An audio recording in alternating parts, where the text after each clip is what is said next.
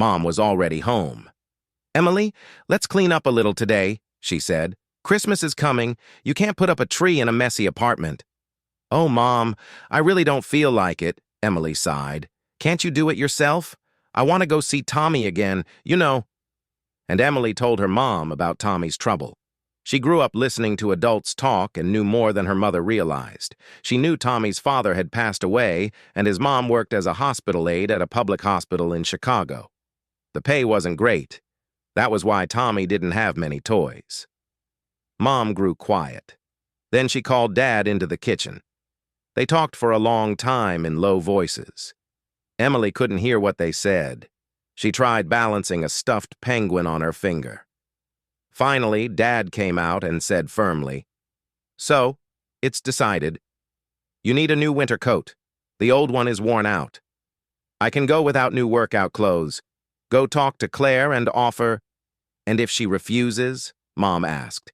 "It's not for her, it's for the boy. Just be careful. Don't make her feel embarrassed."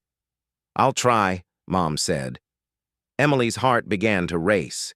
She understood everything, and she felt proud of her parents. "Mom, can I come with you?" "No, this is an adult conversation. You sort through your toys. Put aside the ones you don't play with anymore and throw out the junk. I'm tired of tripping over it." Mom left.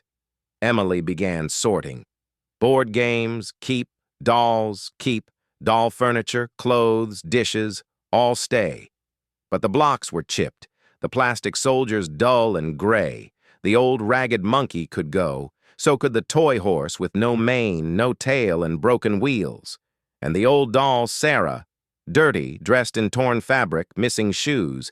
Emily hadn't liked her for a long time. She stuffed everything into a big black trash bag and carried it outside. The courtyard was noisy and crowded. An old one-story building nearby was being torn down. The Harper family was moving to a new apartment complex on the edge of the city. Emily stayed at a distance. She was afraid of Mr. Harper, a grumpy man who barked orders at the movers. His thin wife rushed back and forth, and their teenage son, Nick, carried boxes. Their old shaggy dog, Rex, wandered around, curious and confused. Emily dropped the bag into the trash bin and headed back inside. But she couldn't resist. She went one floor higher. She wanted to look again at the brown door. She only meant to glance at it. But suddenly her hand reached out and pulled the tassel. "That's strange," she thought. "I didn't just think about doing it. I actually did it." The carved lion's head above the door muttered, "There was an order, long ago decreed, to let a child enter when the time is right indeed. I follow the rule. I play my part. Let the little girl come, brave of heart. The magician wears his coat tonight. Frumple, crumple, crack." The door opened. It opened by itself, with a soft musical chime. Behind it was an empty hallway. Emily hesitated, suddenly scared. "Come in, Emily," a warm, cheerful voice called from deep inside. "I've been waiting for you." She stepped inside the living room and froze. The room looked like something out of a dream. Tall palm trees reached the ceiling, their leaves intertwining overhead like a jungle canopy. Green vines with red and purple flowers climbed the walls and bookshelves. Colorful parrots fluttered everywhere, yellow, blue, green, pink, chirping and calling to one another.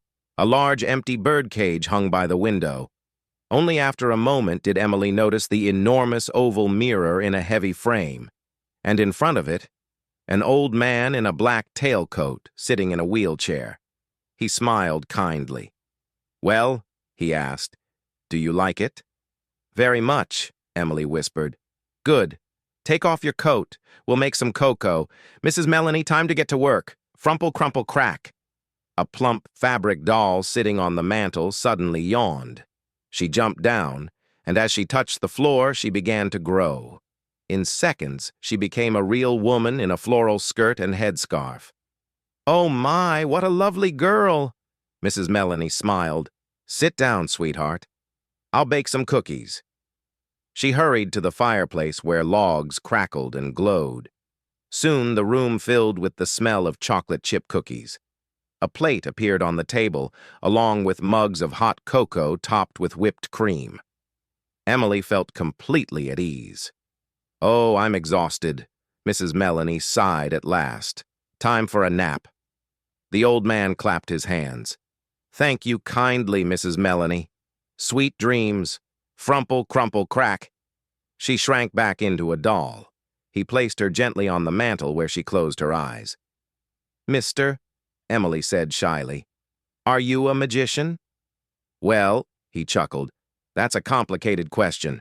I can do some magic, but not enough to fix my own legs. That's why I stay at home." He nodded toward the mirror. "But I do have a true helper." He smiled softly. "This mirror, Emily. This mirror is magical.